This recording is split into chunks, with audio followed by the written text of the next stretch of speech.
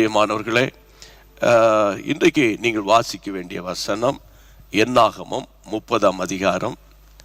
ஆமென். என்னாகமம் 13ஆம் அதிகாரம் 30ஆம் வசனம். ஆமென். Numbers chapter 13 verse 30 வாசிக்கலாம்.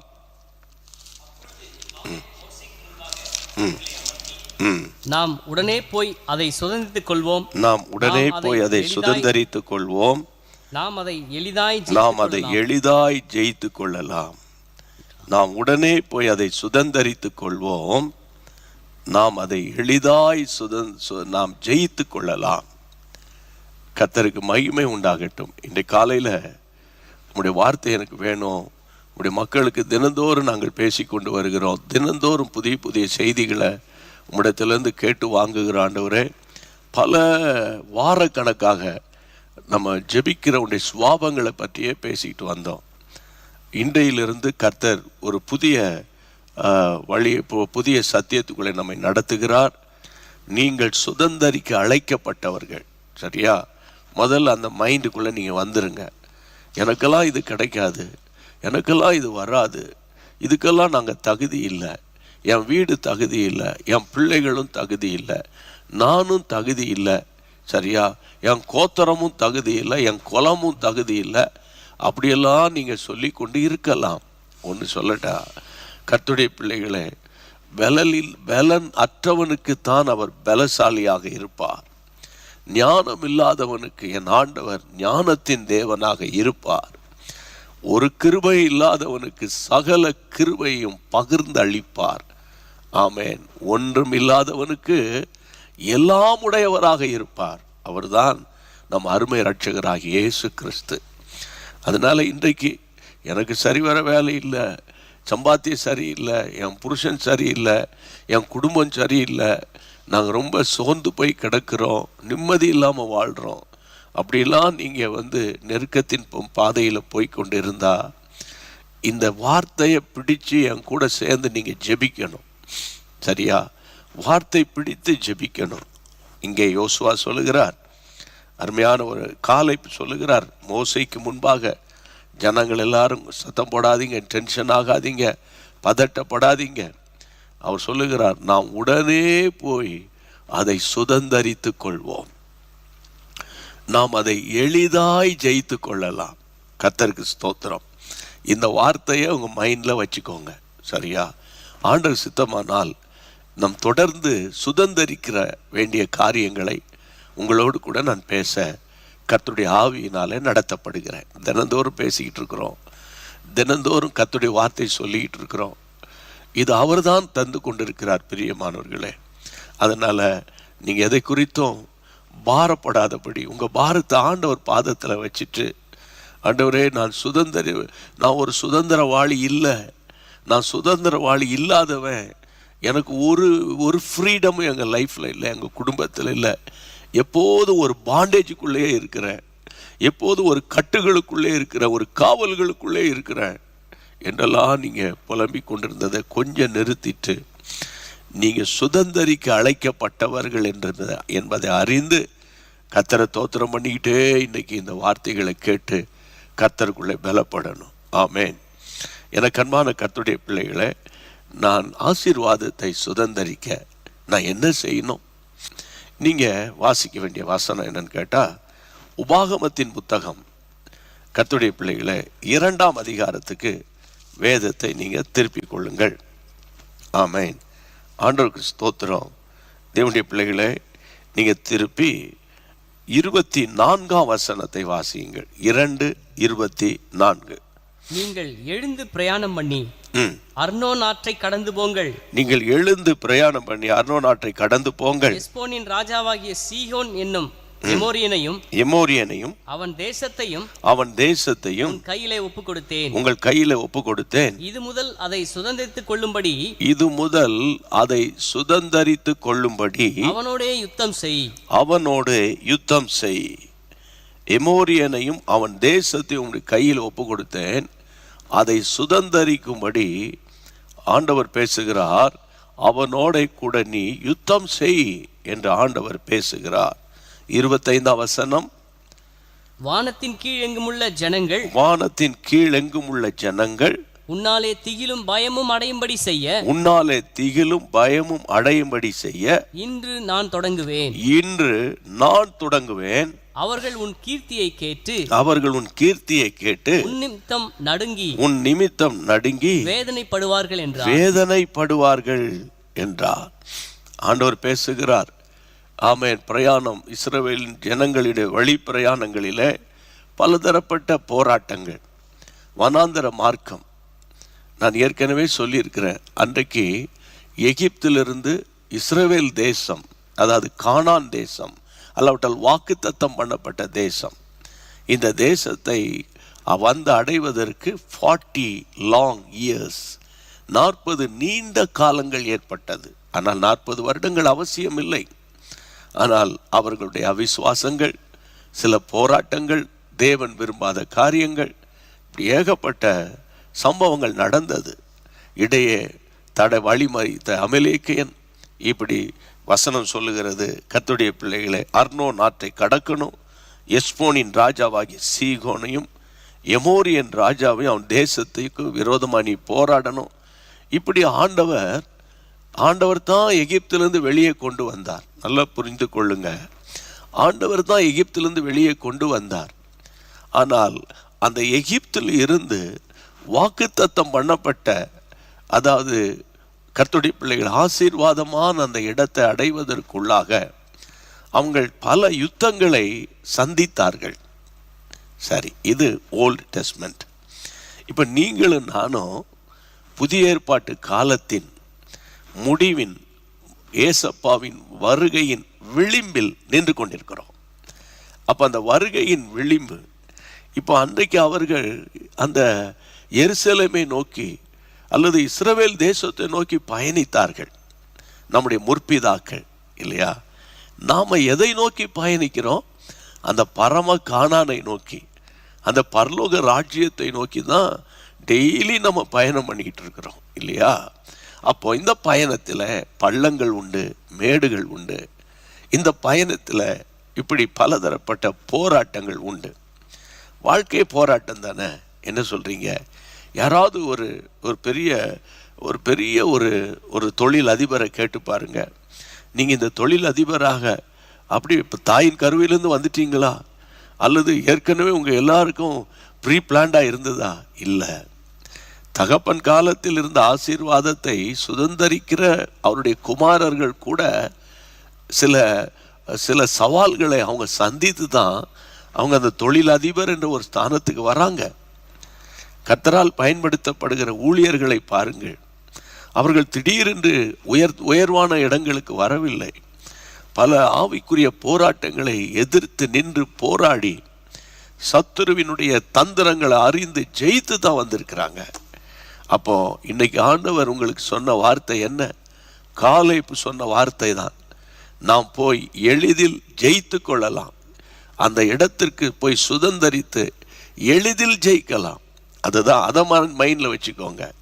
அப்போ தேவனுடைய பிள்ளைகளே, அப்போ நம்ம என்ன செய்யணும்னா, இந்த உபாகமும் 2 நம்ம வாசித்த 24, 25 படி ஆண்டவர் இது முதல் அதை சுதந்தரிக்கணும்னா யுத்தம் பண்ணணும். என்ன பிரதர், வாழ்க்கை முழுவதும் யுத்தம் தானே, இனி ஒரு யுத்தத்தை நீங்கள் பேசுகிறீங்களே.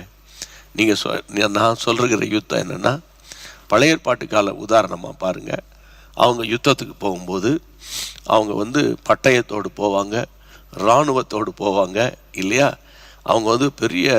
அவங்க வில் அம்பு வைத்திருக்கிற சேனை வீரர்களோடு போவாங்க. அது மாம்சத்துக்கு ஏதுவான ஒரு யுத்தம். ஆனால் நீங்கள் ஆசீர்வாதத்தை சுதந்தரிக்க போராடுவதற்கு காரணமே, உங்கள் கையில் ஆசீர்வாதம் வந்துவிடக்கூடாது என்பதை சத்துரு அதில் ரொம்ப முக்கியமாக இருக்கிறான். அவன் ரொம்ப முக்கியம். உங்கள் பிள்ளைகள் வேதத்தை எடுத்து வாசித்து கர்த்தருடைய ஆசீர்வாதத்தை சுதந்தரித்து விடுவார்களோ என்று பிசாசு அவர்களுக்கு விரோதமாய் போராடுவான். நீங்கள் ப்ரமோஷன் வந்துடக்கூடாது. ஏன்னா ஜெபிக்கிற மனுஷன் உயர்வை சாத்தான் விரும்புகிறது இல்லை.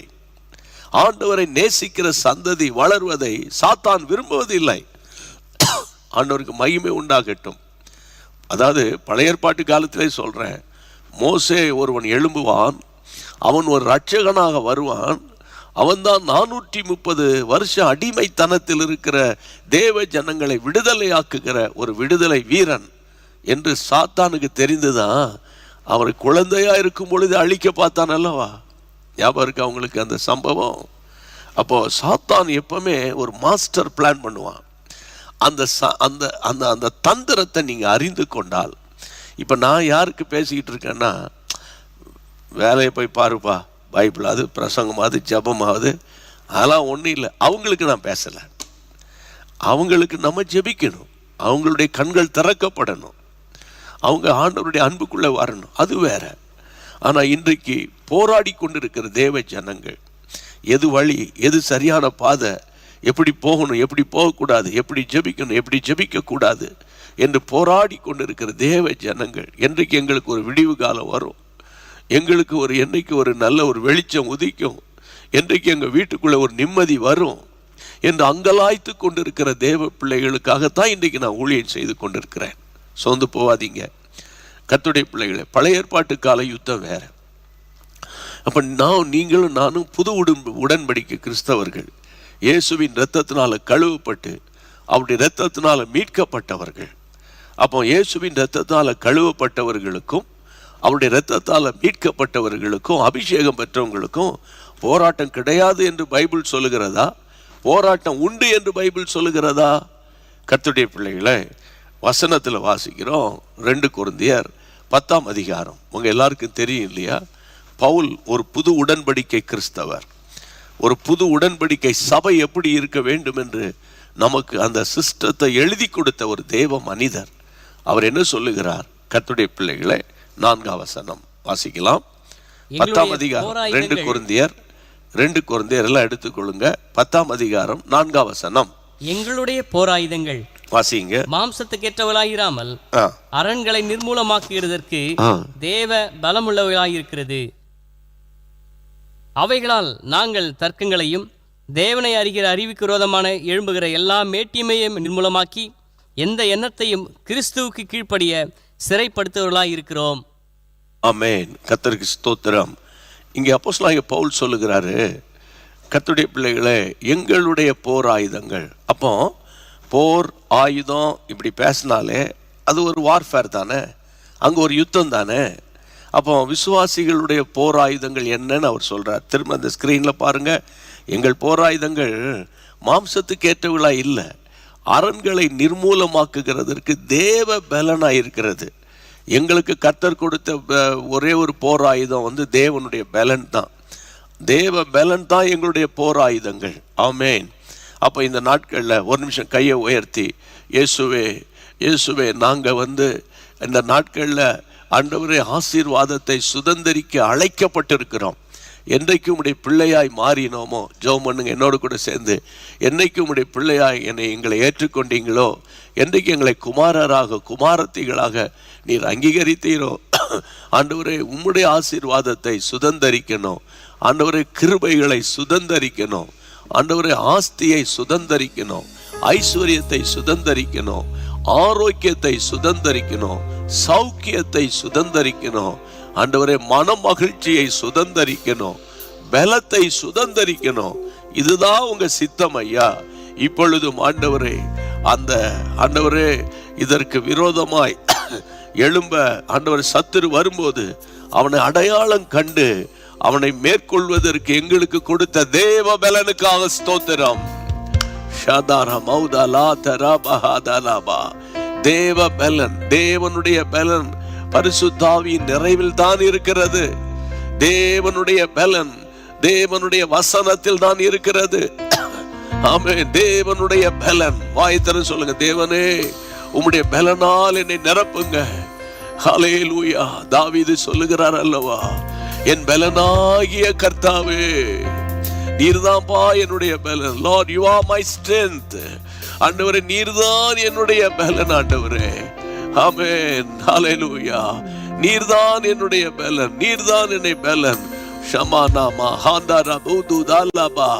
உம்முடைய பிள்ளைகளை பலவீனப்படுத்தி கொண்டிருக்கிற, கலங்க பண்ணி கொண்டிருக்கிற, போராடி கொண்டிருக்கிற எந்த பொல்லாத கிரியைகளானாலும் தகப்பனே, நாங்கள் இங்கிருந்து ஜெபிக்கிற இந்த நேரத்தில் யார் யாரெல்லாம் என் கூட சேர்ந்து கரங்களை உயர்த்தி ஜெபம் பண்ணி கொண்டிருக்கிறார்களோ அவர்களுக்குள்ளே ஒரு தெய்வீக வல்லமை இறங்கட்டும் ஐயா. ஜெபத்தை கர்த்தர் கேட்டார்.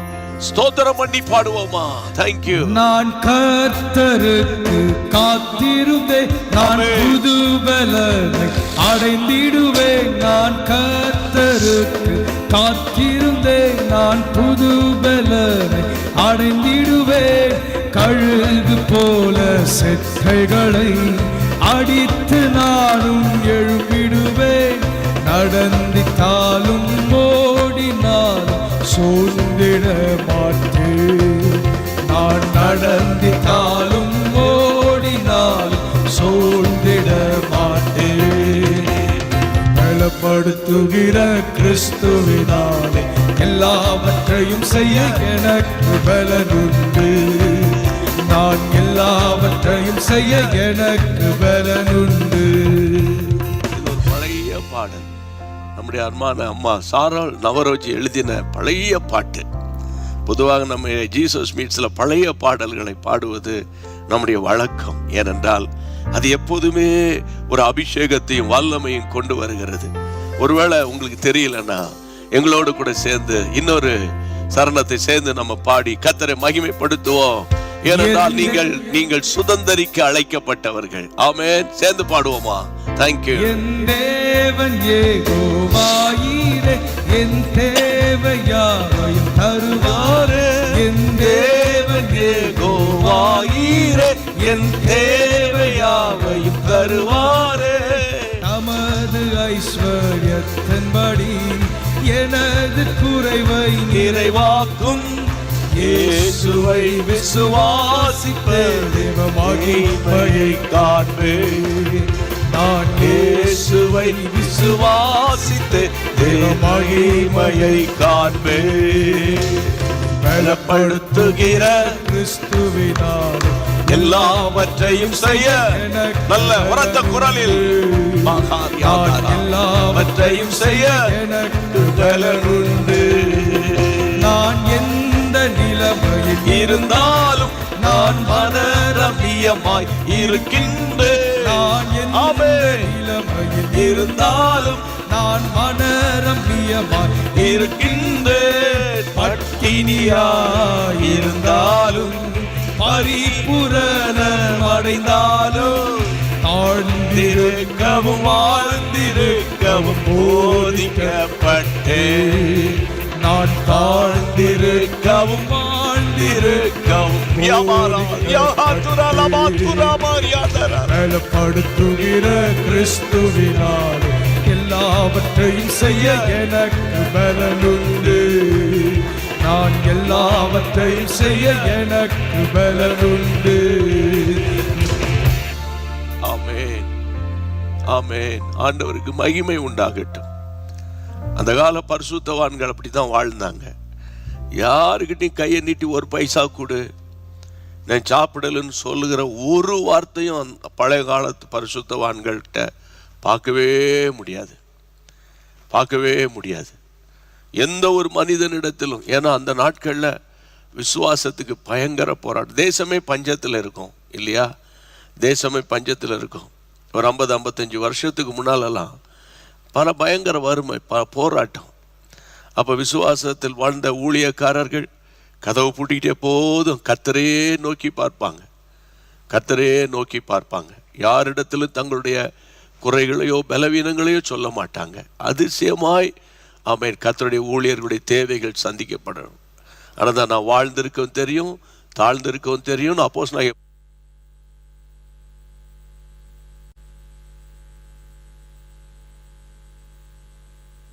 ஒண்ணும் இல்லாம போயிடக்கூடாது. கர்த்தருக்கு தோத்திரம். அதனால என் அன்பு தேவனுடைய பிள்ளைகளே, இன்றைக்கு நீங்க யுத்தம் செய்ய அழைக்கப்பட்டிருக்கிறீங்க. அதனால இந்த யுத்தம் உங்களுடையது அல்ல என்பதை மட்டும் நீங்க புரிந்து கொள்ளுங்க. வாசிங்க, வேதம் சொல்லுகிறது. நம்ம எல்லாருக்கும் தெரிந்த வசனத்தை ஆவியானவர் இப்போது எனக்கு அந்த வசனத்தை ஞாபகப்படுத்துகிறதுனால 2 நாளாகமம் 20ஆம் அதிகாரம் ஆமென். 15ஆம் வசனம், 2 Chronicle chapter 20 verse 15ல, சகல யூதா கோத்திரத்தாரே வாசியுங்கள்.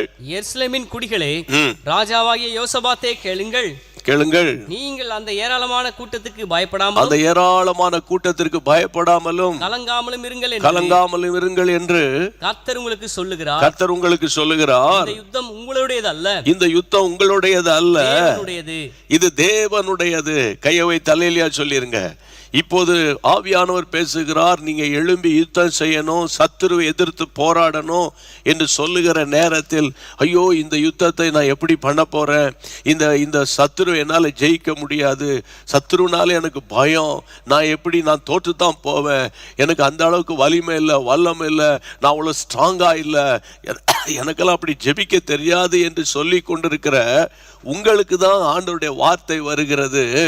இந்த யுத்தம், the battle is not yours but God. ஹல்லேலூயா. இந்த யுத்தம் உங்களுடையது அல்ல பிரியமானவர்களே, உங்களுடையது அல்ல. அப்படின்னா என்ன அர்த்தம்?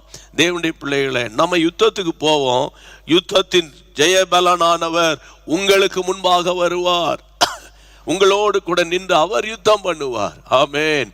யுத்தத்துக்கு தன் கைகளை பழக்குவிக்கிற கர்த்தருக்கு தோத்திரம்னு ஒரு முறை தாவீது சொன்னதை நான் இங்க நினைவுபடுத்துறேன். அதனால இந்த நாட்கள்ல தேவனுடைய பிள்ளைகளை, நீங்க தேவ சித்தத்தை மட்டும் அறிந்து கொண்டு, சாத்தானுடைய தந்திரமே நம்ம ஆசீர்வாதத்தை சுதந்திரிச்சிடக்கூடாது, நம்முடைய பிள்ளைகள் ஆசீர்வாதமா இருந்துடக்கூடாது. ஒரு ஆசீர்வாதமா இருக்கிறனாலே ஒரு எரிச்சலின் ஆவி அங்க வந்துடும், பொறாமை ஆவி வந்துடும். அதனால்தான் சிலர் எதுவும் சொல்ல மாட்டாங்க, அது பொறாமை ஆவி வந்துடும், எரிச்சலின் ஆவி வந்துடும் அப்படின்னு. ஆனால் ஒன்று நான் இன்றைக்கு உங்களுக்கு சொல்றேன், நீங்கள் ஆசீர்வாதத்தை சுதந்தரிப்பது தேவ சித்தம். அதற்கு எதிராக போராடுகிற சத்துரு இருக்கிறான், அவனுடைய தந்திரத்தை நீங்க அறிந்து கொள்ளணும். ஆமென். அது ஒரே ஒரு தந்திரத்தை மட்டும் இப்போ நான் சொல்லிட்டு, இன்னைக்கு இன்னும் உங்களுடைய பொதுவான தேவைகளுக்காக நான் இப்போ ஜெபம் பண்ண போறேன். வாசிங்க யோசுவாவின் புத்தகம் 18ஆம் அதிகாரம். ஆமென். The book of Joshua chapter 18க்கு வாங்க. 18ஆம் அதிகாரம் முதல் வசனத்திலிருந்து வாசிக்கலாம். இஸ்ரவேல் புத்திரரின் சபையெல்லாம் சீலோவிலே கூடி அங்கே ஆசரிப்பு கூடாரத்தை நிறுத்தினார்கள். அங்கு ஆசரிப்பு கூடாரத்தை நிறுத்தினார்கள். தேசம் அவர்கள் வசமாயிற்று. இஸ்ரவேல் புத்திரரின் சபையெல்லாம் சீலோவாயில கூடுறாங்க, அங்க ஆசரிப்பு கூடாரத்தை நிறுத்துறாங்க, தேசம் அவர்கள் வசமாயிற்று. அப்புறம் இஸ்ரவேல் புத்திரரில் தங்கள் சுதந்திரத்தை இன்னும் பங்கிட்டுக் கொள்ளாத, தங்கள் சுதந்திரத்தை நல்லா கவனிக்கணும். Word of God is so powerful. கர்த்தருடைய வார்த்தை வல்லமையானது. அங்க வார்த்தை சொல்லுது பாருங்க, இஸ்ரவேல் புத்திரரில் தங்கள் சுதந்திரத்தை இன்னும் பங்கிட்டு கொள்ளாத 7 கோத்திரங்கள் இருந்தது. வாசிங்க. ஆகையால் யோசுவா இஸ்ரவேல் புத்திரரை நோக்கி உங்கள் பிதாக்களின் தேவனாகிய கர்த்தர் உங்களுக்கு கொடுத்த தேசத்தை சுதந்திரித்துக் கொள்ள போகிறதற்கு, உங்களுக்கு கொடுத்த தேசத்தை சுதந்திரித்துக் கொள்ள போகிறதற்கு நீங்கள் எந்த மட்டும் அசதியாக இருப்பீர்கள். இந்த வார்த்தை பாருங்க, எந்த மட்டும் அசதியாக இருப்பீர்கள். கர்த்தருடைய பிள்ளைகளே, மொத்தம் 12 கோத்திரம். இன்னும் 2ஆம் வசனத்தின்படி இஸ்ரவேல் புத்திரரில் தங்கள் சுதந்திரத்தை இன்னும் பங்கிட்டு கொள்ளாத 7 கோத்திரங்கள் இருக்கிறது. 7 கோத்திரங்கள் இருக்கிறது. 5 கோத்திரங்களுக்கு பங்கிட்டாச்சு, 7 கோத்திரங்கள் அப்படியே நிலுவையில் இருக்கு. ஏண்டா இவன் இப்படி ஒண்ணுமே, ஏற்கனவே கொடுத்த அந்த வார்த்தை பாருங்க, இஸ்ரவேல் புத்திரருக்கு தேவன் கொடுத்த அப்படின்னு தான் வசனம் 3ஆம் வசனத்துல திரும்ப நான் வாசிக்கிறேன். 3ஆம் வசனத்தை பாருங்கள். 3ஆம் வசனத்துல இஸ்ரவேல் புத்திரரை நோக்கி உங்கள் பிதாக்களின் தேவனாகிய கர்த்தர் உங்களுக்கு கொடுக்க போகிற இல்லையா, கொடுத்த, அவர் ஏற்கனவே உனக்கு அது கிராண்டட் அப்படின்னு சொல்லிட்டாரு. அந்த தேசத்தை நீங்க போய் இன்னும் சுதந்திரிக்காம, உங்களுடைய ஷேரை நீங்க பார்க்காம கொள்ளாம நீங்க எப்படி இருக்கீங்களா, எந்த மட்டும் அசதியாக இருப்பீர்கள். அப்புறம் பார்த்துக்கலாம்.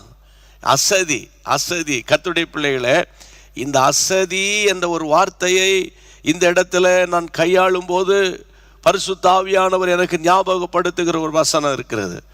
ரோமருக்கு எழுதின நிருபத்தை திருப்புங்க. அப்போஸ்தலனாகிய பவுல் ரோமருக்கு எழுதின நிருபம் 12ஆம் அதிகாரம், ரோமன் சாப்டர் 12. கர்த்தருடைய பிள்ளைகளே, 11ஆம் வசனம். அசதியாயிராமல் ஜாக்கிரதையாயிருங்க, ஆவியிலே அனலாயிருங்கள், ஆவியில அனலாயிருங்க, கர்த்தருக்கு ஊழியம் செய்யுங்கள். கர்த்தருக்கு ஊழியம் செய்ய. அசதிக்கு ஆப்போசிட் என்னது? ஜாக்கிரதை, கேர்ஃபுல்லா இருக்கணும். ஆமா, கர்த்தருடைய பிள்ளைகள் அசதியா இருக்க வேண்டிய காலம் கிடையாது இது. அப்புறம் ஜெபிச்சுக்கலாம், அப்புறம் பார்த்துக்கலாம். இப்போ இல்லைன்னா என்ன, ஞாயிற்றுக்கிழமை ஆலயத்துக்கு பார்த்துக்கலாம். ஆலயத்துக்கு போகலன்னா அதான் யூடியூப்பில் தான் பாஸ்டர் பேசியிருப்பார், அது பார்த்துக்கலாம், அதெல்லாம் பார்த்துக்கலாம். கம்யூனியனுக்கு போகலன்னா நம்ம வீட்டிலே கம்யூனியன் எடுத்துக்கலாம், அப்புறம் பார்த்துக்கலாம். கர்த்தருடைய பிள்ளைகளை, இன்றைக்கி உங்களுக்கு சொல்கிறேன், இன்றைக்கி உங்கள் அரசாங்கத்தில் இன்றைக்கி உங்களுக்கு ஒரு 50,000 ரூபா கொடுக்குறாங்கன்னு சொல்லுங்கள், உங்கள் ஆஃபீஸில், உங்கள் ஸ்கூலில், டீச்சர்ஸுக்கு. அதை அப்புறம் பார்த்துக்கலான்னா இருப்பீங்க. ஆமாம், ஆளாக போயிட மாட்டீங்க. ஏன்னா பணம் ஆசை யாரை விட்டுது? இன்னைக்கு கர்த்தருக்கு அடுத்த காரியத்தில் நல்ல கவனிங்க. இங்கே யோசுவா சொல்கிறாரு, தேவனுடைய பிள்ளைகளே, தேசம் அவர்கள் வசமாயிற்று, அவங்க வசமாயிற்று. இஸ்ரவேல் புத்திரரில் இன்னும் பங்கிட்டு கொள்ளாத 7 கோத்திரங்கள் இருக்கிறத யோசுவா பார்க்குறாரு. அப்பா, தேசத்தையே கர்த்தர் கொடுத்துட்டாரு, மற்ற கோத்திரங்களுக்கெல்லாம் பங்கிட்டு கொடுத்துட்டேன். ஏன்னா இந்த ஷேரெல்லாம் பங்கிட்டு கொடுக்குற காரியத்தை கர்த்தர் யோசுவாவின் கையில் கொடுத்திருந்தார். இந்த யோசுவா எல்லாருக்கும் பங்கிட்டு கொடுக்கும்போது இந்த 7 கோத்திரங்கள் சத்தம் காட்டாம கிடக்குறானுங்க. அவங்க தான் கேட்குறாரு, நீங்கள் இன்னும் அசதியாக இருக்கு, எந்த மட்டும் அசதியாக இருப்பீங்க? அப்ப இந்த அசதியான தன்மை ஆசீர்வாதத்தை சுதந்தரிப்பதற்கு இடைஞ்சலாக இருக்கிறது என்பதை நான் அறிந்து கொள்ளுகிறேன். அசதி, இன்னைக்கு ஜெபிக்க வேண்டியதுக்கு இன்னைக்கு ஜெபிச்சிடணும். ஆமேன். இன்றைக்கு வாசிக்க வேண்டிய வசனத்தை இன்றைக்கு வாசித்துறணும். அதில் தான் யூடியூப்பில் தானே கிடக்குது, அப்புறம் பார்த்துக்கலாம். ஏன் பைபிள் அப்படியே தானே எத்தனையோ ஆண்டுகளுக்கு முன்னாடி உருவாக்கப்பட்ட வசனம் தான் அங்கே தானே இருக்கும், அதை அப்புறம் வாசிக்கலாம் நினைக்கலாமா? அது அன்றன்றுள்ள அப்பம். இது அனுதின அப்பம், அன்னன்னைக்கு சாப்பிடணும், அன்னன்னைக்கு வசனங்களை வாசிக்கணும். இயேசுவின் நாமத்தினால சொல்கிறேன், இன்றைக்கு செய்ய வேண்டியது இன்றைக்கு செய்யணும். அசதியான தன்மை, அப்புறம் ஜெபம் பண்ணிக்கலாம், அப்புறம் பைபிள் வாசித்துக்கலாம், அப்புறம் பார்த்துக்கலாம், அப்புறம் போய்க்கலாம். 3 நாள் கூட்டம் நடக்குதுன்னு வைங்களேன் உங்கள் சர்ச்சில், 3 ஞாயிற்றுக்கிழமை போய்க்கலாம். ஆமாம், இன்றைக்கி எங்கள் சொந்தக்காரங்க வராங்க, நாளைக்கு நான் சொந்தக்காரன் வீட்டுக்கு போகிறேன். 3ஆம் நாள் இருக்கா? 3 நாள் இருக்குல்ல, 3 நாள் அவர் இங்கே தானே இருப்பார். 3ஆம் நாள் பார்த்துக்கிறான், நடிகராக அவர் பார்க்குறதுக்கு. அசதியாக இருக்காதீங்க. தேவனை தேடுகிற காலம் இது, தேவனை நோக்கி பார்க்க வேண்டிய காலம். அசதியா இருந்து ஆசீர்வாதத்தை இழந்து போன எத்தனையோ பேர் இருக்காங்க ஐயா. அசதியான ஒரு வாழ்க்கை. அசதியா இராமல் எப்படி இருக்கணும்? ஜாக்கிரதையாக இருக்கணும். கர்த்தருக்கு ஸ்தோத்திரம். என் அன்பு தேவனுடைய பிள்ளைகளே, ஆண்டவராகிய இயேசு ஒரு ஓமை சொன்னார், அதை சொல்லிட்டு இப்போ ஜெபம் பண்ணிடுவோம். என்ன ஓமை? ஒருத்தர் 10 வெள்ளிக்காசு வைத்திருந்த போது ஒரு வெள்ளிக்காசு காணோங்கிறத அவர் கண்டுபிடிச்சா உடனே விளக்கை கொளுத்தி வீட்டை பெருக்கி ஜாக்கிரதையாய் தேடாமல் இருப்பாளா அப்படிங்கிற ஒரு வார்த்தை அங்கே எழுதப்பட்டு இருக்கிறது. அவள் அசதியாக இருந்திருப்பான்னு வைங்க, என்னையே பார்த்துருக்க மாட்டா. அவன் நினச்சிருப்பா 10 வெள்ளிக்காசு அது இருக்கு. அந்த கிருபை இருக்கு. 10 வருஷத்துக்கு முன்னால் இருந்தால் இருக்கு. திடீர்னு பார்த்தா தெரியுது, ஒன்றை காணோம். 1 தானே காணோம், 9 இருக்குல்ல, வச்சு அட்ஜஸ்ட் பண்ணிக்கலாம். சிகரெட் 1 தானே பிடிக்கிறேன், இல்லை வேற எவ்வளோ நல்ல குணம் இருக்க, இவ்வளோ வீட்டுக்கெல்லாம் செய்கிறேன், மற்றவங்களுக்கெல்லாம் ஹெல்ப் பண்ணுறேன், சர்ச்சில் கமிட்டி மெம்பர்லாம் இருக்கிறேன், இல்லை ஸ்மோக்கிங் 1 தானே, அது ஒன்றும் பிரச்சனை இல்லை. பாரத்தோடு நான் பேசுகிறேன். தேவனுடைய பிள்ளைகளே, கர்த்தருக்கு அடுத்த காரியத்தில் அசதியாக இருக்கிறவர்கள் சுதந்தரிக்கிறது கொஞ்சம் கஷ்டம்தான். அசதியாக இருக்கக்கூடாது. கர்த்தர் உங்களுக்கு ஒரு தீர்க்க தரிசனமான ஒரு வார்த்தை சொன்னார்னா, ஆண்டவர் சொன்னார்னா ஆண்டவர் மேலே பழி போட்டுட்டு இருக்கக்கூடாது. நீங்கள் அதுக்காக என்ன பிரயாசப்பட்டீங்க? இந்த நாட்களில் பிரயாசப்பட்டு ஜெபிக்கிற தேவ பிள்ளையே, உங்கள் பிரயாசத்துக்கு ஒரு பதில் கட்டாயம் வந்துடும். ஜெபம் பண்ணிடலாமா? இன்னைக்கு அசதியா இராமல் ஜாக்கிரதையா இருக்க வேண்டிய ஒரு காலம். ஆண்டவருக்கு தோத்திரம். நியாயாதிபதிகளின் புத்தகத்தில் 18ஆம் அதிகாரத்தில் கர்த்தருடைய பிள்ளைகளே 9ஆம் வசனத்தை வாசித்துட்டு நேர ஜெபத்துக்கு போயிடலாம். ஆமென். நியாயாதிபதிகள் 18:9 வாசிப்போம். அதற்கு அவர்கள் எழும்புங்கள், அவர்களுக்கு விரோதமாய் போவோம் வாருங்கள், அவர்களுக்கு விரோதமாய் போவோம் வாருங்கள். அந்த தேசத்தை பார்த்தோம், அது மிகவும் நன்றாயிருக்கிறது. நீங்கள் சும்மா இருப்பீர்களா? அந்த தேசத்தை சுதந்தரித்துக் கொள்ளும்படி புறப்பட்டு போக அசதியாக இராதீங்கள். சுதந்தரிப்பதற்கு இடைஞ்சல் அசதி. ஆமென். அதிகாலையில் எழும்பி வேலைக்கு போறோம் பாருங்க, அவங்க நல்ல கஷ்டப்பட்டு வேலை செய்தாலும் ஒரு கட்டத்துல அவங்க அந்த ஆசீர்வாதத்தை சுதந்தரிக்கிறாங்க. அப்ப தேவனுடைய பிள்ளைகளை அசதியா இருந்துராதீங்க, அசந்து போயிருந்துராதீங்க, அசந்து தூங்கிராதீங்க, காலங்களை கடத்திராதீங்க. ஆண்டவருடைய நாமத்தில் எல்லாம் ஜெபம் பண்ணிடுவோம். இயேசுவின் நாமத்தினால தொடர்ந்து கர்த்தர் சித்தமானால் இந்த சத்தியத்தை நம்ம தொடர்ந்து பேசலாம். தேவனுடைய பிள்ளைகளே, வரும் வாரங்களில நிறைய ஆசீர்வாதங்களை நீங்க சுதந்திரிக்க போயிருங்க. நீங்க வருகிற நாட்களை, ஆன்லைன் பிரேயர்ஸ் மற்ற நாட்களை மிஸ் பண்ணிடாதீங்க. ஆமென். இது ஒரு கோல்டன் டேஸ் ஆக இருக்கட்டும் என்று நான் விசுவாசிக்கிறேன். Praise God. கைகளை உயர்த்தி ஜெபம் பண்ணலாம். தகப்பனே, உம்முடைய பிள்ளைகளுடைய ஆசீர்வாதத்துக்காக நான் ஜெபிக்க போகிறேன். அப்பா ஆண்டவரே, நாங்கள் ஆசீர்வாதமாய் இருப்பது உம்முடைய சித்தம். இஸ்ரவேலை ஆசீர்வதிப்பதே கர்த்தருக்கு பிரியம். இப்பொழுதும் ஆண்டவரே, சரீரத்தில் இருக்கிற பலவீனங்கள், சரீரத்தில் இருக்கிற சோர்வு, அசதிகள், ஒரு நிர்வசாரம், அப்புறம் பார்த்துக்கலாம், அப்புறம் ஜெபிச்சுக்கலாம், காலையில் எழுப்பி அப்புறம் ஜெபிச்சுக்கலாம், ஆமென், சாயந்தரம் ஜெபம் பண்ணலாம், நாளைக்கு போகலாம், இன்னைக்கு போகலாம், இப்படி ஆண்டவரே ஜெபத்திற்கு ஆண்டவரே சாக்கு போக்கு சொல்லுகிற இந்த எண்ணங்களை எங்களை விட்டு அகற்றுவீராக. உம்முடைய ஜனங்களை விட்டு அகற்றுவீராக. குடும்ப ஜெபம் ஆண்டவர் எங்களுக்குள்ளே உண்டாவதாக. இயேசுவின் நாமத்தில் ஜெபிக்கிறோம். அதை போல ஆண்டவர் வீடுகளுக்கு வர வேண்டிய ஆசீர்வாதங்கள், ஆண்டவர் அண்ணன் தம்பி அக்கா தங்கச்சியினுடைய சொத்துக்கள் சரியான விதத்தில் பங்கிடப்பட வேண்டும். ஆண்டவரே, அவர்கள் ஆசீர்வதிக்கப்பட வேண்டும் ஐயா. அதுல இடையில கடந்து கேச போட்டு இழுத்துக்கிட்டு போற எல்லா பிசாசின் தந்திரங்களை அகற்றி போடுவீராக. இயேசுவின் நாமத்தினால ஆண்டவரே, சகோதர சிநேகம், சகோதரிகளின் சிநேகம் வலுவடைவதாக. வீடுகளுக்குள்ளே சமாதானம் உண்டாவதாக. பிரிவினை ஆவியை துரத்தி ஜெபிக்கிறோம். விவாகரத்து பண்ணிரணும், இனி சேர்ந்து வாழ முடியாது என்று பிள்ளைகள் ஆண்டவரை ஒத்து போனாலும் பெற்றோர்களுடைய இருதயம் கடினப்பட்டு கிடக்கிற சில வீடுகளுக்காக நான் ஜெபிக்க ஏவப்படுகிறேன். ஆண்டவரே, திருமணமான அந்த இளம் தம்பதிகளுக்குள்ளே ஒரு உணர்வு இருந்தாலும் அவர்களை ஆண்டவரை இணைக்க முடியாதபடி அந்த வீட்டுக்குள்ளே இருக்கிற அந்த பெரியவர்களுடைய கடினமான அந்த பழங்கால இருதயத்தை என் ஆண்டவர் திருப்பும்படி நான் ஜெபிக்கிறேன். ராஜாக்களின் இருதயத்தையே நீர்க்கால்களை போல திருப்புகிற தெய்வம் அந்த வீட்டை ஆசீர்வதிக்கும்படி ஜெபிக்கிறேன். அப்பா ஆண்டவரே, வர வேண்டிய வருமானங்கள் வரட்டும். ஆண்டவரே, கடன் பாரங்களுக்காக ஜெபிக்கிறேன். அப்பா உம்முடைய பிள்ளைகளுக்கு மன இறங்கிருங்கப்பா. கடன் பாரத்திலிருந்து விடுதலை கொடுத்துருங்கப்பா.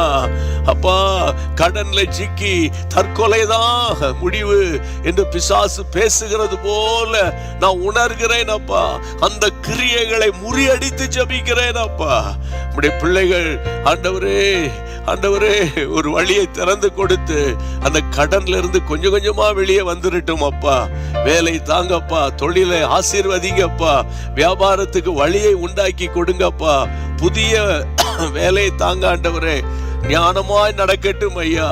ஆண்டவரே, அவங்க சொன்னாங்க இவங்க சொன்னாங்கன்னு மனுஷருடைய சொல்ல கேட்டு ஆண்டவரே கோடிக்கணக்கான பணத்தை இன்வெஸ்ட் பண்ணி இப்பொழுது வெறுங்கையாய் இருக்கிற நம்முடைய பிள்ளைகளுக்காக ஜெபிக்கிறேன். அப்பா, பாரத்தோடு ஜெபிக்கிறப்பா, நீர் காலம் தாழ்த்தாதீங்கப்பா, அவர்களுக்கு மன இறங்கிருங்கப்பா. உம்முடைய பிள்ளைகள் தான்ப்பா, உம்முடைய பிள்ளைகள் தானே. அன்னைக்கு மோசே இஸ்ரவேல் ஜனங்களுக்காக திறப்பில நின்று போராடினது போல உம்முடைய சமூகத்தில் நாங்கள் போராடுகிறோம். ஆமென், போராடுகிறோம். வயதான விசுவாசிகள் ஆண்டவரே, ஆண்டவரே, பிள்ளைகளுக்கு கொடுக்க வேண்டிய ஆசீர்வாதத்தை எங்களால கொடுக்க முடியலையே என்று பரிதபித்து நிற்கிறது தாயின் தகப்பன்களை பாருங்கப்பா. உம்முடைய கரம் கூட இருக்கட்டும் அப்பா. ஆண்டவரே, இயேசுவின் நாமத்தில் வியாதியை உன்னை விட்டு நான் விலக்குவேன். அப்பத்தையும் தண்ணீரையும் ஆசீர்வதிப்பேன். ஆயுசு நாட்களை பூரணப்படுத்துவேன் என்று சொன்ன வாக்குத்தத்தத்தை பிடித்து ஜெபிக்கிறேன். அப்பமும் தண்ணீரை ஆசீர்வதிங்க. நல்ல போஷாக்கு நிறைந்த உணவை உடைய பிள்ளைகளுக்கு தாங்க. வியாதிக்கு நேராய் கொண்டு போகிற உணவுகளை தவிர்க்க ஞானத்தை கொடுங்க, கிருபை கொடுங்க.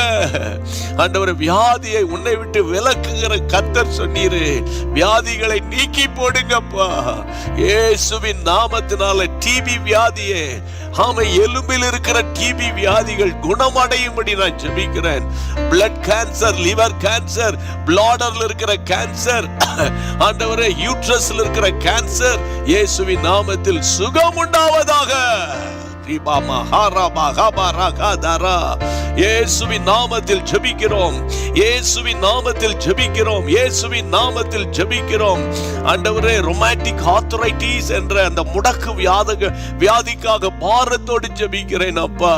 உட்கார்ந்தா எழும்ப முடியல, எழுமுனா ஆண்டவரே உட்கார முடியல, கை விரல்கள் எல்லாம் வீங்கி இருக்கிறது, மூட்டுகள் எல்லாம் வீங்கி இருக்கிறது. அந்த இரத்தத்துக்குள் வல்லமை இறங்கும்படி பாரத்தோடு நாங்கள் ஜெபிக்கிறோம், ஜெபிக்கிறோம், ஜெபிக்கிறோம். ஆண்டவரே, குடிகார புருஷர்களை ரட்சியும், குடிகாரர்கள் மனம் திரும்பட்டும். வீட்டுக்குள்ள அந்த குடியின் ஆவி வந்து விடவே கூடாது, அந்த எல்லையில கூட வரக்கூடாது. இயேசுவின் நாமத்தில் நாங்கள் ஜெபிக்கிறோம். இந்த ஜெபத்தை கர்த்தர் கேட்டதற்காக ஸ்தோத்திரம், ஜெபத்துக்கு பதில் கொடுக்கிறதற்காக ஸ்தோத்திரம். பிள்ளைகளின் எதிர்கால ஆசீர்வாதமா இருக்கட்டும். நேற்று பேசினது போல தவறான உறவுகளில் சிக்கிவிடக் கூடாது, சத்துரு உள்ளே நுழைந்து விடக் கூடாதுப்பா. இயேசுவின் நாமத்தினால ஆண்டவரே, ஆன்லைன்ல என்னோடு இணைந்து ஜெபிக்கிறவங்க, டெலிவிஷன்ல என்னோடு இணைந்து ஜெபிக்கிறவங்க யார் வீட்டுக்குள்ளும் சத்துரு நுழைய கூடாது. ஏற்கனவே தந்திரமாய் அவன் நுழைந்திருப்பானாயாகில் அவனுடைய கிரியைகளை அழித்து அவனை வெளியேறு என்று அதட்டி ஜெபிக்கிறேன். ஹல்லேலூயா. இயேசுவின் நாமத்தில் மந்திரவாதங்கள், பில்லி சூனிய கட்டுகள், எதிர் வல்லமைகள், சூனியங்கள், ஆமென், அக்கினிப்பட்ட நெருப்பை போல, ஆமென், நூலை போல, அக்கினிப்பட்ட நூலை போல அவைகள் எல்லாம் பஞ்சாய் பறந்து போகும்படி நான் ஜெபிக்கிறேன். எல்லா பொறாமையின் ஆவிகளை ஊழியங்களுக்கு விரோதமாய், ஊழியர்களுக்கு விரோதமாய், ஊழியக்காரருடைய குடும்பங்களுக்கு விரோதமாய், ஊழியக்காரருடைய பிள்ளைகளுக்கு விரோதமாய் புறங்கூறுகிற பொல்லாத ஆவிகளை அதட்டி நான் ஜெபிக்கிறேன். சாந்தாலாபா ரியாந்தாலாபா ராகாந்தாராபா. ஊழியக்காரனுடைய சுகத்தை விரும்புகிற கர்த்தர், ஊழியக்காரர்களை அக்கினி ஜுவாலையாக பயன்படுத்துகிற கர்த்தர், ஊழியக்காரனுக்கு விரோதமாய் எழும்புகிற ஆவிகளை என் ஆண்டவர் பார்த்துக் கொள்வீர். ஆண்டவரே, அதை நினைத்து நாங்கள் உம்மை ஸ்தோத்திரம் பண்ணுகிறோம். ஒரு வழியாய் வருவான், 7 வழியாய் ஓடி போவான் என்று சொன்னீரே. ஒவ்வொரு வீடுகளில் அவங்க எந்த கண்டத்தில் இருந்தாலும், எந்த தேசத்தில் இருந்தாலும், எந்த ஸ்டேட்ல இருந்தாலும், எந்த சிட்டில இருந்தாலும், டவுன்ல இருந்தாலும், ஆண்டவரே கிராமங்களில் இருந்தாலும் ஒரு வல்லமை அவர்கள் மேல் இறங்கட்டும். பரிசுத்த ஆவியானவர் உம்முடைய பிள்ளைகளை நிரப்பிக் கொண்டிருக்கிறீர். ஆமென். உங்கள் வாயை விரிவாய் திறந்து கர்த்தரை துதியுங்க. ஜெபிச்சிட்டோம், விண்ணப்பம் பண்ணிட்டோம். இப்போ நீங்க ஸ்தோத்திரம் பண்ணுங்க. நல்ல ஸ்தோத்திரம் பண்ணி பற்பல பாஷைகளை பேசி பேசி பேசி நல்ல ஸ்தோத்திரம் பண்ணுங்க, ஸ்தோத்திரம் பண்ணுங்க. நீங்க துதிக்க கட்டுகள் உடைகிறது. அப்போஸ்தலனாகிய பவுலும் ஆமென் சீலாவும் தேவனை துதித்த போது எல்லா கட்டுகளும் காவல்களும் எல்லாம் உடைந்தது. ஆமென், ஆமென். சிறைச்சாலையின் கதவு தானாய் திறக்கப்பட்டது. பரலோக பிதாவே, இயேசு கிறிஸ்துவின் அதிகாரம் உள்ள நாமத்தில் ஹல்லேலூயா. எலியாவின் நாட்களில் விழுந்த அந்த பரலோக அக்கினி உம்முடைய பிள்ளைகளின் மேல் இப்பொழுது விழுகிறது. ஆமென். நரம்பு எலும்புகளுக்குள்ளே ஒரு அக்கினி. இதுவரைக்கும் பரிசுத்த ஆவியின் வல்லமையை பெறாதவர்களுக்குள்ளே 2 மடங்கு அக்கினி இறங்குகிறது. கர்த்தர் புதிய நவமான பாஷையை கொடுக்கிறீங்கப்பா. உமக்கு ஸ்தோத்திரம், ஸ்தோத்திரம், ஸ்தோத்திரம், ஸ்தோத்திரம், ஸ்தோத்திரம், ஸ்தோத்திரம், ஸ்தோத்திரம். கர்த்தர் பலப்படுத்திட்டீங்கப்பா. ஆமென், ஹல்லேலூயா. ஆண்டவரே, தேர்வு எழுதின பிள்ளைங்க, நீட் தேர்வு எழுதின பிள்ளைங்க, அல்லாவிட்டால் ஆண்டவரே அடுத்த ஆண்டவரே யூனிவர்சிட்டிக்கு போக வேண்டிய பிள்ளைங்க, ஃபீஸ் கட்ட வேண்டிய பிள்ளைங்க, பிள்ளைகளுடைய எதிர்காலம் எல்லாவற்றுக்காக நாங்கள் ஜெபிக்கிறோம். மாறாத கர்த்தர் கூட இருந்து நடத்துங்க. இன்றைக்கு ஒரு வலிமையான அக்கினி உம்முடைய பிள்ளைகள் மேல் விழுந்து விட்டது அல்லவா, இனி அவங்க சுதந்திரிக்க போறாங்க. கோடி ஸ்தோத்திரங்கள் அப்பா. உமக்கு ஒருவருக்கே மகிமை உண்டாகட்டும். அப்ரோஜனமான ஊழியர்கள் அப்பா, ஒவ்வொரு நாளும் உடைய கடமையை செய்கிறோம். இன்றைக்கு திறப்பில் நின்று எங்கள் ஜனங்களுக்காக போராடி ஜெபிச்சோம்ப்பா. தேசம் அமைதலா இருக்கட்டும் ஐயா. அப்பா, தேசம் அமைதலா இருக்கட்டும். சாராய கடை இல்லாத தேசமா இருக்கட்டும். கஞ்சா இல்லாத ஒரு பட்டணமாய் மாறட்டும். இயேசுவே, மன இறங்கும். இந்த ரம்மி கேம்ஸ் ஆண்டவரே, ஆன்லைன் கேம்ஸ் துப்புரவாக துண்டிக்கப்படட்டும். அரசாங்கத்தினுடைய இருதயத்தை கர்த்தர் திருப்புவீராக. ஆமென். இந்த ரம்மி கேம்ஸ் எல்லாம் அழியட்டும். இதன் நிமித்தம் ஜனங்கள் பாதுகாக்கப்படட்டும். உம்முடைய கைகளில் ஒப்பு கொடுத்து ஜெபிக்கிறோம். அனுதினமும் போராடுகிறோம் ஆண்டவரே. இது ஒரு யுத்த காலம். ஆனால் இந்த யுத்தத்தில் ஜெயபலனானவர் எங்களோடு இருக்கிறீர். எங்கள் ஜனங்களோடு இருக்கிறீர். திடமனதாய் இருங்கள். இந்த யுத்தம் உங்களுடையது அல்ல என்று சொன்ன கர்த்தர் உம்முடைய பிள்ளைகளை பொறுப்பெடுத்ததற்காக ஸ்தோத்திரம். ஸ்தோத்திரம் ஆண்டவரே, ஸ்தோத்திரம். அசதியாக இருந்திடக்கூடாதப்பா. உம்முடைய பிள்ளைகள் ஒரு நாள் ஜெபிக்காம படுத்திடக்கூடாது. கர்த்தரை தேடனையா, கர்த்தரை தேடணும். வாலிப பிள்ளைகள்லாம் கர்த்தரை தேடணும். கர்த்தர் மனம் இறங்கி அற்புதங்களை செய்து நம்முடைய நாமத்தை மகிமைப்படுத்தும். வயதான பெற்றோர் ஆண்டவரே, கர்த்தருக்கு ஸ்தோத்திரம். ஆண்டவர், பிள்ளை பெற்றெடுப்பதற்கு ஆயத்தமா இருக்கிற சகோதரிகள் எல்லாருக்கும் சுகம் பலனை தாரும். சமாதானத்தின் தேவன் குடும்பங்களில் வாசமாய் இருங்கப்பா. ஒருத்தர் பேசாதவங்க எல்லாம் ஒப்புரவாகி ஆண்டவரை சமாதானம் உண்டாகட்டும் ஐயா. அண்ணன் தம்பிக்குள்ள, அக்கா தங்கச்சிகளுக்குள்ள சமாதானம் உண்டாகட்டும். நல்ல ஒரு புரிதல் இருக்கட்டும். மனம் திறந்து பேசட்டும். மனசுல ஒண்ணு, இருதயத்துல ஒண்ணு வச்சுக்கிட்டு அலையக்கூடாது. எல்லாரும் திறந்த இருதயத்தோடு வாழட்டும். தேவனே, தேவனே, எங்களுடைய வருகைக்கு எங்களை ஆயத்தப்படுத்துங்க. உங்களுடைய வருகை அதி சீக்கிரத்தில் இருக்கிறதப்பா. உங்களுடைய வருகைக்கு எங்களை ஆயத்தப்படுத்துங்க. எங்கள் ஜெபங்கள் எல்லாம் கேட்ட கர்த்தருக்கு ஸ்தோத்திரம். கர்த்தருடைய நாம மகிமைப்படட்டும். ஸ்தோத்திரம் பண்ணுங்க. அப்புறம் Jesus meets ministry, worship team, media team, என்னுடைய குடும்பம், உடன் ஊழியர்கள் எல்லாரையும் நினைச்சு கர்த்தரை ஸ்தோத்திரம் பண்ணிடணும். ஆமென். ஆண்டவர் நடத்துவார். ஆமே. கர்த்தருக்கு ஸ்தோத்திரம். நம்ம எல்லாரும் இணைந்து சொல்லுவோம். என் ஆத்துமாவே கர்த்தரை ஸ்தோத்திரி, என் முழு உள்ளமே அவருடைய பரிசுத்த நாமத்தை ஸ்தோத்திரி. என் ஆத்துமாவே கர்த்தரை ஸ்தோத்திரி. கர்த்தர் செய்த சகல உபகாரங்களை மறவாதே. ஆமென். கர்த்தருக்கு ஸ்தோத்திரம். தொடர்ந்து உங்கள் ஜெப குறிப்புகளை அனுப்ப மறக்காதீங்க. ஜெபம் வல்லமையான அற்புதங்களை கொண்டு வரும். God bless you.